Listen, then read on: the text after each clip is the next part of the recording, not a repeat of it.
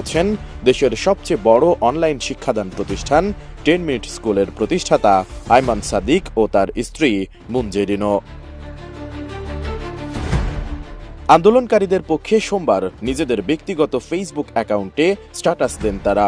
আর সেই স্ট্যাটাসই যেন কাল হলো তাদের।